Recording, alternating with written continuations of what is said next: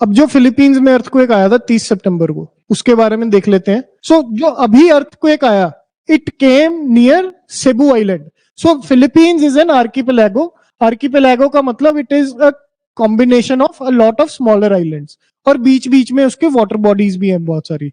सो अभी वाला जो अर्थक्वेक है, it came in the Cebu island. इसके इस रीजन में, यहाँ पे north east of the coast of Cebu, this earthquake came.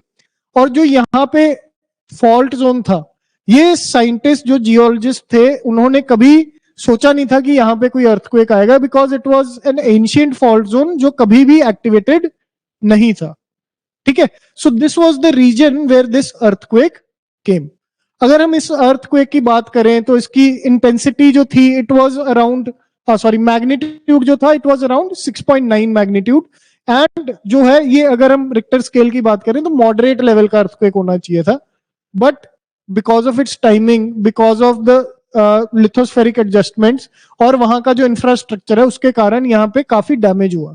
So it led to at least 75 deaths, around 300-400 people जो है रिपोर्टेड इंजर्ड है, राइट। और ये जो अर्थक्वेक था, this was a shallow focus earthquake. ठीक है, यहाँ पे जो प्लेट बाउंड्रीज हैं, उनकी इंटरैक्शन के कारण यहाँ पे एक ट्रांसफॉर्म बाउंड्री बनी, स्ट्राइक स्लिप फॉल्ट बना, जिसके कारण ये अर्थक्वेक आया। ठीक है, तो अगर हम बात करें, so this is the location जहां पे ये अर्थक्वेक आया। इफ यू सी, ये सेबू आइलैंड जो मैंने पीछे दिखाया आपको, सेबू आइलैंड से this is at the north eastern side, जो है सिटी ऑफ बोगो से अराउंड, मतलब 15-16 किलोमीटर ऑफ द कोस्ट ये अर्थक्वेक आया था, राइट। इट केम ऑन 29 सितंबर off the north east coast of the island of Cebu. It was at a depth of 5 kilometre only. So 0 to 70 होती थी हमारी shallow focus earthquake. So this is a shallow focus earthquake, and it was at a strike slip fault event on a previously unnamed underwater fault. Scientist को, geologist को पता ही नहीं था कि ये फॉल्ट एग्जिस्ट भी करता है। सो इसका कोई नाम भी नहीं है फॉल्ट का। पहली बार इस फॉल्ट के आसपास ये अर्थक्वेक देखा गया है। पिछले 400-500 सालों से this was a deactivated fault, right. इनको ओलाकोजन भी बोलते हैं, आपके लिए जरूरी नहीं है, ओलाकोजन भी बोलते हैं। बट जो है ये अर्थक्वेक ऐसे फॉल्ट रीजन में आया which had been inactive for the last 400 years. ठीक है, इसमें जो है ये जो यूएसजीएस है, यूएस जियोलॉजिकल सर्वे है, उसने बोला है कि यहाँ पे 3000 आफ्टर शॉक्स जो है इस अर्थक्वेक के कारण आए। आफ्टर शॉक्स क्या होते हैं? आफ्टर शॉक्स ऐसे शॉक्स होते हैं जो किसी अर्थक्वेक की मेन इवेंट के बाद आते हैं। इसके उलट होते हैं फोर शॉक्स। फोर शॉक्स वो होते हैं जो किसी मेन अर्थक्वेक इवेंट से पहले शॉक्स आते हैं, राइट। यूजुअली ये जो होते हैं ये लोअर इन मैग्नीट्यूड होते हैं as compare to the main earthquake event, but कई बार ये इक्वल मैग्नीट्यूड पे भी आ जाते हैं। आफ्टर शॉक्स जो हैं वो इक्वल मैग्नीट्यूड पे भी आते हैं। जैसे हमने सुमात्रा अर्थक्वेक 2012 की बात की थी, उसमें एक अर्थक्वेक 8.6 मैग्नीट्यूड पे आया था और दूसरा 8.2 मैग्नीट्यूड पे आया था। सही कह रहा हूं, है ना? सो जो उसमें जो दूसरा अर्थक्वेक था, that was an aftershock, correct. इसमें जो है फेटलिटीज में 75 डेथ्स और around 300 people have been injured because of this earthquake. ठीक है, और क्योंकि वहां पे साइक्लोनिक इवेंट्स भी जो है वो बन रही थी, इसलिए यहाँ पे जो है डैमेज में भी और भी ज्यादा हुआ हो, अभी इसकी पता पक्का नहीं लगा हमें। क्लियर? अगर हम शैलो फोकस अर्थक्वेक की बात करते हैं तो हमने ये पढ़ा था कि if this is the surface of the earth, तो यहां पे हमारा होता है एपिसेंटर और नीचे होता है हमारा फोकस और हाइपोसेंटर।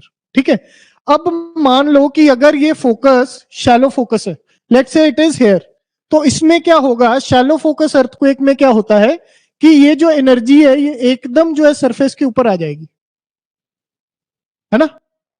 ये कम रीजन के ऊपर इंपैक्ट करेगा, बट बहुत हाई इंटेंसिटी से इंपैक्ट करेगा। अगर हम इसको डीप फोकस अर्थक्वेक से कंपेयर करें तो इसकी एनर्जी क्या होगी? It will get dissipated in a large amount of area.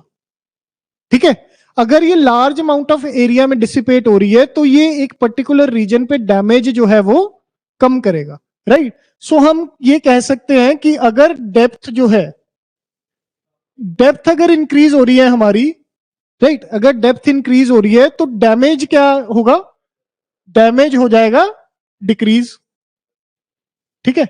और जो एरिया ऑफ इंपैक्ट है, एरिया ऑफ इंपैक्ट बढ़ जाएगा।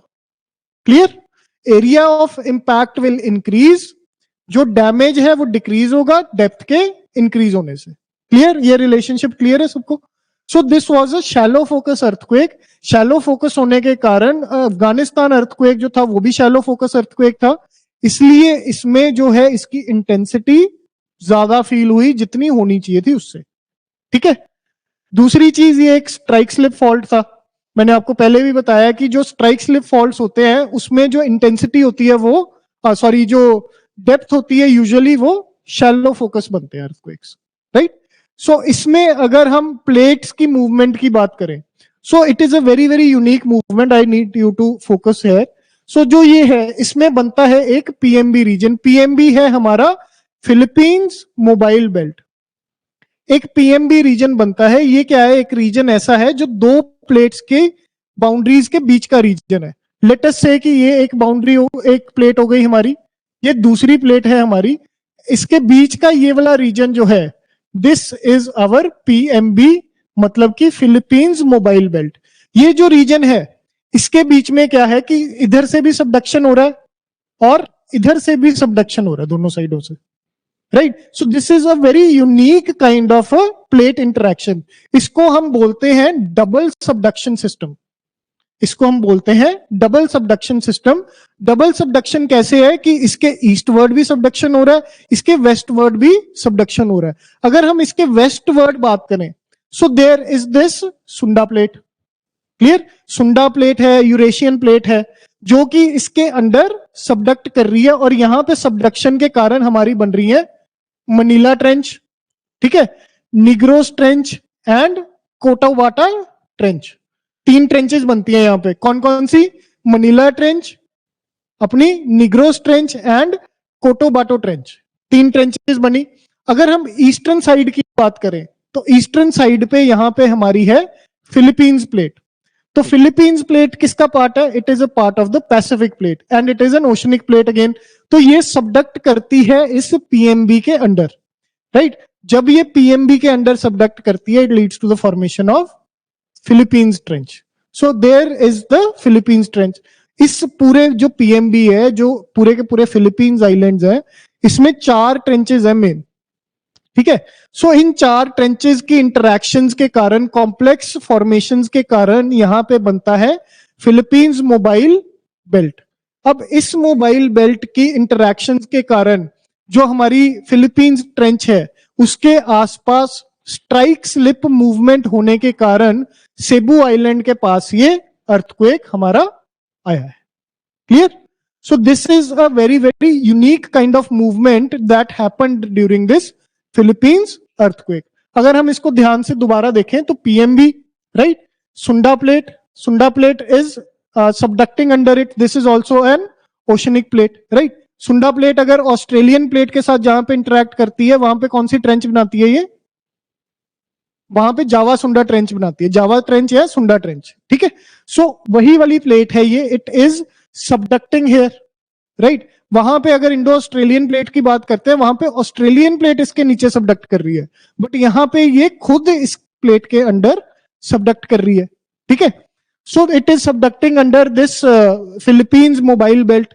यहां पे आपका बन रहा है मनीला ट्रेंच, यहां पे आपका बनता है निग्रोस ट्रेंच एंड यहां पे आपका बनता है कोटोबाटो ट्रेंच। और सिमिलरली इधर जो है आपकी ईस्टवर्ड साइड पे आपकी है फिलीपींस प्लेट। फिलीपींस प्लेट जो है it is also subducting under this zone. So subduct करेगी तो यहां पे बनेगा आपका Philippine trench. So this is a double subduction zone, जिसके कारण आपका फिलीपीन मोबाइल जोन बनता है। इसीलिए इस रीजन में it is more vulnerable to earthquakes, ठीक है। यहां पे यही एक यूनिक फैक्टर है।